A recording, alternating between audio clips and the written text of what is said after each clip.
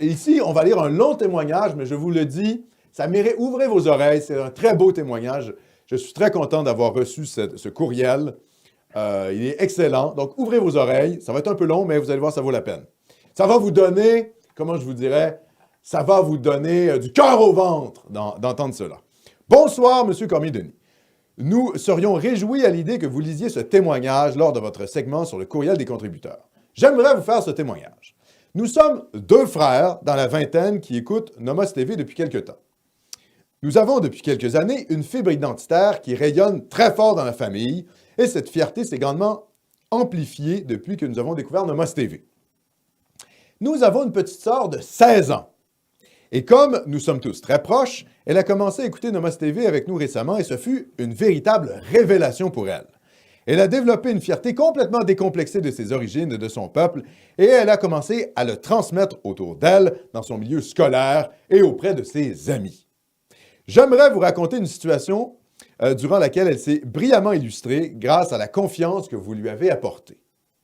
Elle fréquente une école sur la rive sud de Montréal et elle nous fait part fréquemment de toutes les conséquences du grand remplacement et du gauchisme effarant de ses professeurs dont elle est témoin à l'école secondaire. Elle nous mentionne fréquemment qu'il y a entre autres 1.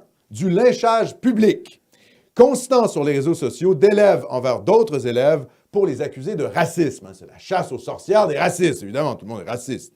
Racisme systémique, racisme partout. Le fait d'être blanc, c'est déjà le fait d'être un crypto-raciste. Bon, voilà. Ce lynchage est aussi à l'encontre de professeurs, certains que l'on pourrait même qualifier de très gauchisés. Bref, une véritable chasse aux sorcières où règne pratiquement un climat de terreur. Et oui, la gauche totalitaire antiraciste. Deuxièmement, une perception extrêmement négative entre élèves d'occidentaux blancs par rapport aux autres groupes ethniques et particulièrement envers les Canadiens français. Les racisés se permettent d'humilier des élèves canadiens français sans scrupules et ces derniers sont complètement coincés lorsqu'il vient le temps de se défendre dû au climat qui règne et à leur éducation molle que beaucoup de jeunes Canadiens français voient ces jeunes hommes comme des mous. Que beaucoup de jeunes Canadiennes françaises, voient ces jeunes hommes comme des mous. Donc, manque de fierté, puis les racisés, qui vous culpabilisent et qui se moquent de vous. Bon. Troisièmement, et finalement, des professeurs ultra-gauchistes insupportables d'histoire et d'éthique et culture religieuse qui déconstruisent l'histoire du Québec et de l'Occident, qui se moquent du catholicisme et font l'éloge des délires woke, en plus d'étaler leurs opinions politiques sans aucune gêne à ces cerveaux en construction. D'ailleurs, puisqu'elle alterne ses cours en alternance en présentiel et en ligne, je suis moi aussi témoin des propos de ces profs ultra-gauchistes qui pourrissent notre histoire nationale et qui font la propagande du multiculturalisme sans cesse. Une vraie bande de mous! J'ai parfois envie d'interrompre ces cours pour remettre les pendules à l'heure. Ces profs formeront des milliers d'élèves au cours de leur carrière. C'est une vraie catastrophe. Cependant, cette fois était une fois de trop pour ma petite sœur qui décida d'adopter une position ferme. Alors que son professeur d'histoire décide d'humilier le catholicisme en imposant aux élèves d'imaginer la déception et le malaise qu'ils auraient si une femme de leur famille leur annoncerait qu'elle voudrait être une sœur religieuse. Elle bouillonne et prend la parole en mentionnant qu'elle en a marre, qu'il étale ses opinions politiques en pleine classe et qu'il devrait avoir honte de renier ainsi constamment son histoire nationale et d'inciter tous ses élèves à faire de même, en lui mentionnant qu'il serait probablement même pas là si ce n'était du catholicisme, puisqu'il encourageait des taux de natalité extrêmement élevés, ce qui sauva indubitablement la nation canadienne-française.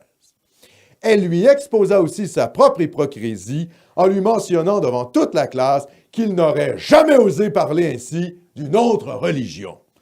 Eh bien, le prof a fait des excuses publiques devant toute la classe. Une petite fille de bobo s'est mise à rire avec mépris et ma sœur l'a ensuite exposée devant toute la classe comme faisant partie du problème. Après le cours, 3 élèves sont venus la voir pour la féliciter de sa prise de position totalement décomplexée et de sa fermeté. Une chrétienne protestante et 2 arabes. Voilà comment on impose le respect. Ce prof l'a même intercepté dans le corridor après le cours pour discuter avec elle, pour s'excuser et lui affirmer qu'il ne tiendrait plus jamais ce genre de discours devant ses élèves.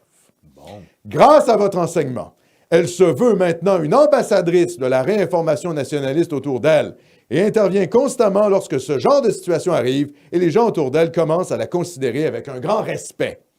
Elle n'a que 16 ans. Je ne pourrais être plus fier et je ne saurais jamais assez vous remercier pour le travail que vous faites. Je vous garantis qu'il porte ses fruits. Nous triompherons de la bataille des idées et c'est signé par Jonathan. Et ça, mon cher Philippe, si Nomos ne sert que simplement à ça, si on a déjà, comment je dirais, insufflé le patriotisme dans le cœur d'une jeune adolescente canadienne-française de 16 ans qui remet en place les profs d'histoire gauchistes qui déconstruisent notre histoire, je vous dis, le boulot de Nomos TV est fait. Vous voyez? Ça, pour moi, c'est la plus grande paye qu'on ne peut pas avoir. Je remercie Jonathan de son très beau courriel. Je salue son frère, je salue sa jeune sœur et je vous dis que nous gagnerons. Nous gagnerons pourquoi? Parce que nous sommes dans le vrai. Nous nommons le réel. Il y a le masque du gauchisme. Et une fois qu'on a percé le masque du gauchisme, on est capable de nommer les choses. Oui, le Québec est une nation historiquement catholique. Si on n'avait pas eu toutes les bonnes sœurs qui ont pratiquement sans salaire éduqué les Québécois, donné le cours classique, formé les hôpitaux, formé les écoles, tous ces petits profs gauchistes n'existeraient pas. D'ailleurs, sans l'institution qui était l'Église, je rappelle qu'on est un peuple sans État souverain, et notre institution nationale qui a repris le flambeau après l'échec des Patriotes de 37-38, c'est l'Église catholique. C'est grâce à notre Église patriotique qu'on a réussi à survivre comme nation. L'ethnomasochisme qui est promu dans les écoles doit être combattu sans arrêt. Et si Nomos TV peut servir à réinsuffler un peu de patriotisme et de nationalisme dans le cœur de la jeunesse, là, je vous le dis, on est bon, on est gagnant. C'est d'ailleurs pour ça que la gauche et l'extrême gauche veulent nous censurer. C'est parce que ça marche, ça fonctionne, vous comprenez? On est en train, doucement, tranquillement, de reconquérir les cœurs et les esprits. Merci à vous tous pour ce superbe commentaire. Et voilà, c'est grâce à vous, les contributeurs de Nomos TV, qu'on est capable de faire ce travail-là. Ça porte fruit et j'en suis très content.